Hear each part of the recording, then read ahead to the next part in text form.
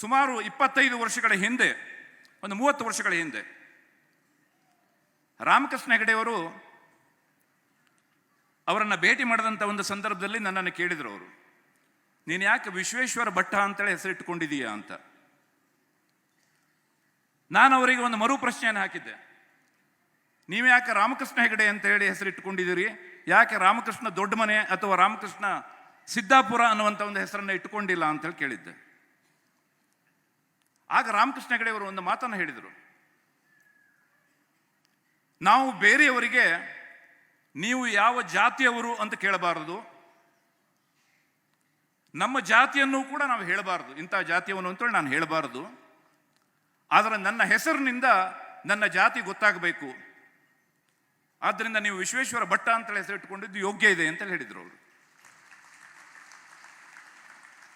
ನಾನು ಕಳೆದ 35 ವರ್ಷಗಳಿಂದ ನಾನು ಪತ್ರಿಕೋದ್ಯಮದಲ್ಲಿದ್ದೇನೆ.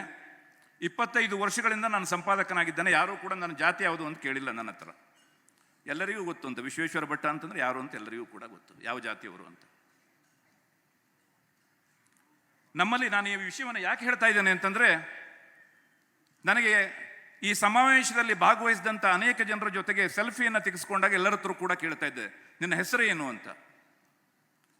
ಎಲ್ಲರೂ ಕೂಡ ನಾನು ಸುನಿಲ್ KPN ಅವರು, ನಾನು ಸಚಿನ್ MKN ಅವರು, ಯಾರೂ ಕೂಡ ನಮ್ಮ ಈ ಹವ್ಯಕದ ಒಂದು ಹವ್ಯಕತನ ಇದೆಯಲ್ಲ, ಭಟ್ಟ, ಹೆಗಡೆ, ಶರ್ಮಾ, ಜೋಶಿ, ಶಾನಭಾಗ, ಭಾಗವತ, ಈ ಯಾವ ಹೆಸರುಗಳನ್ನು ಕೂಡ ಇಟ್ಟುಕೊಳ್ತಾ ಇಲ್ಲ ಅಂತ.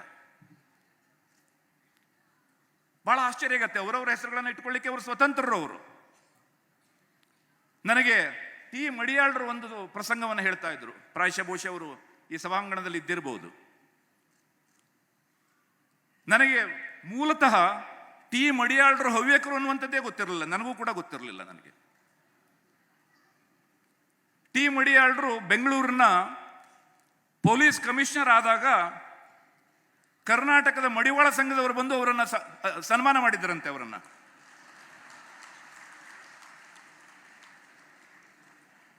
ನಮ್ಮವರೊಬ್ಬರು ಪೊಲೀಸ್ ಕಮಿಷನರ್ ಮಡಿವಾಳ ಸಂಘದವರು ಬಂದು ಅವರನ್ನು ಸನ್ಮಾನ ಮಾಡಿದರಂತೆ. ನಾಳೆ ನೀವು ಕೂಡ ಭಟ್ಟ, ಹೆಗಡೆ, ಜೋಶಿ, ಭಾಗವತ, ಶಾನಭಾಗ, ಶರ್ಮಾ ಅಂತೇಳಿ ನೀವು ಇಟ್ಟುಕೊಳ್ಳದೆ ಹೋದರೆ ನಿಮಗೂ ಕೂಡ ಒಂದಲ್ಲ ಒಂದು ದಿವಸ ಇದೇ ಪರಿಸ್ಥಿತಿ ಬರುತ್ತೆ.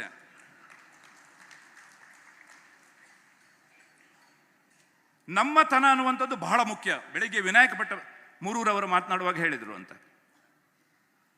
ನಮ್ಮ ಭಾಷೆ ಬಹಳ ಮುಖ್ಯವಾದಂಥದ್ದು. ನಾನು ಹವ್ಯಕ ಕನ್ನಡದಲ್ಲಿ ಮಾತಾಡೋಣ ಅಂತ ಅನ್ಕೊಂಡೆ, ಆದರೆ ಇಬ್ಬರು ಮಾಜಿ ಮುಖ್ಯಮಂತ್ರಿಗಳಿಗೆ ಗೊತ್ತಾಗಲ್ಲ ಅಂತಂದು ಕನ್ನಡದಿಂದ ಹೇಳ್ತಾ ಇದ್ದಾನೆ. ಹವ್ಯಕ ಕನ್ನಡವನ್ನ ಡೊನಾಲ್ಡ್ ಟ್ರಂಪ್ ಬಂದು ಮಾತನಾಡೋದಿಲ್ಲ, ಅಥವಾ ಅವನು ಮಾತನಾಡಬೇಕು ಅಂತ ನಾವು ಬಯಸೋದೂ ಇಲ್ಲ. ಮುಖ್ಯಮಂತ್ರಿಗಳು ದೇವೇಗೌಡರು ಮಾತಾಡಬೇಕು ಅಂತ ಸಿದ್ದರಾಮಯ್ಯನವರು ಮಾತಾಡಬೇಕು ಅಂತ ನಾವು ಬಯಸೋದಿಲ್ಲ. ಹವ್ಯಕ ಕನ್ನಡವನ್ನ ಮಾತನಾಡಬೇಕಾದವರು ಹವ್ಯಕರೇ. ಹವ್ಯಕ ಕನ್ನಡವನ್ನು ಉಳಿಸಬೇಕಾದವರು ಕೂಡ ಹವ್ಯಕರೇ. ಇದರಲ್ಲಿ ಯಾವುದೇ ರಾಜಿ ಇಲ್ಲವೇ ಇಲ್ಲ. ಇಲ್ಲಿ ಕನಿಷ್ಠ ನಮ್ಮ ಮನೆಯಲ್ಲಾದರೂ ಕೂಡ ನಾವು ಮಾತಾಡೋಣ. ನಾನು ನನ್ನ ಪತ್ನಿ ಹವ್ಯಕಳಲ್ಲ ಅವಳು, ಆದರೆ ನಮ್ಮ ಮನೆಗೆ ಬಂದರೆ ಹವ್ಯಕ ಹೆಂಗಸರನ್ನು ಕೂಡ ನಾಚಿಸುವ ರೀತಿಯಲ್ಲಿ ಅವರು ಹವ್ಯಕ ಕನ್ನಡವನ್ನು ಮಾತನಾಡ್ತಾರೆ. ಅವರು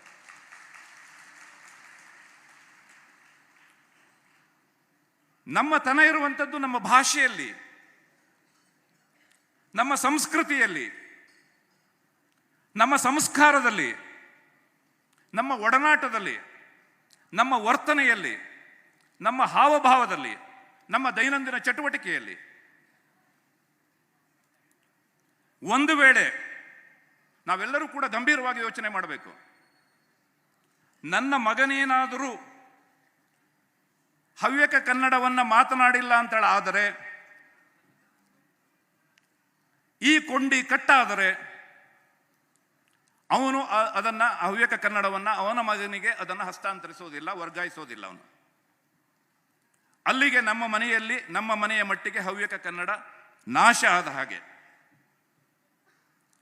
ಹೀಗಾಗಿ ನಮ್ಮ ಎಲ್ಲರ ಒಂದು ಬಹಳ ದೊಡ್ಡ ಜವಾಬ್ದಾರಿ ಏನು ಅಂತಂದ್ರೆ, ಹವ್ಯಕತನವನ್ನು, ಹವ್ಯಕ ಕನ್ನಡವನ್ನು ನಮ್ಮ ಮನೆಯಲ್ಲಿ ನಾವು ಮಾಡೋಣ ಅಂತ.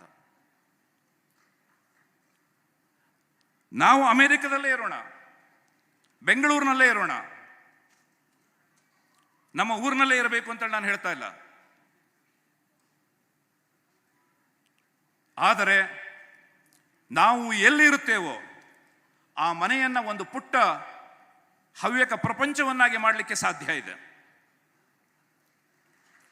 ಆ ಮೂಲಕವಾಗಿ ನಾವು ಜಗತ್ತಿನ ಯಾವುದೇ ಭಾಗದಲ್ಲಿ ಇದ್ದರೂ ಕೂಡ ಹವ್ಯಕರ ಪ್ರತಿನಿಧಿಯಾಗಿ, ಹವ್ಯಕರ ಸಾಂಸ್ಕೃತಿಕ ರಾಯಭಾರಿಯಾಗಿರಲಿಕ್ಕೆ ಸಾಧ್ಯ ಇದೆ.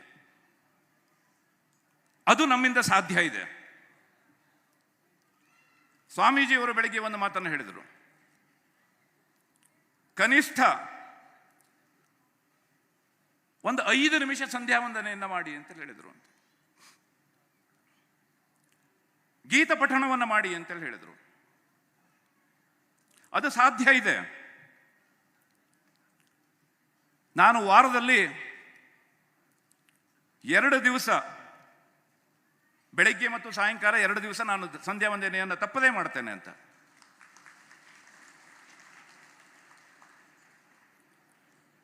ಇವತ್ತಿಗೂ ಕೂಡ ನಮ್ಮ ಜನಿವಾರವನ್ನು ನಾನು ಲಾಂಡ್ರಿಗೆ ಕೊಟ್ಟಿಲ್ಲ.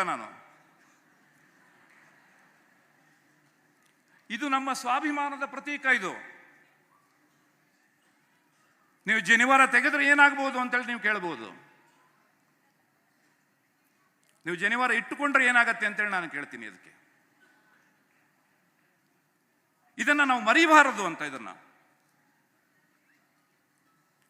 ನಮ್ಮ ಮಗನಿಗೆ ನಾನು ಸಂಧ್ಯಾ ವಂದನೆಯನ್ನು ಮಾಡುವಂಥದ್ದನ್ನು ಕಲಿಸ್ಲಿಕ್ಕೆ ಸಾಧ್ಯ ಇಲ್ಲ ಅಂತಂದ್ರೆ ಅದು ನನ್ನ ವೈಫಲ್ಯ. ಅದು ನನ್ನ ಮಗನ ತಪ್ಪಲ್ಲ, ನನ್ನ ವೈಫಲ್ಯ ಅದು.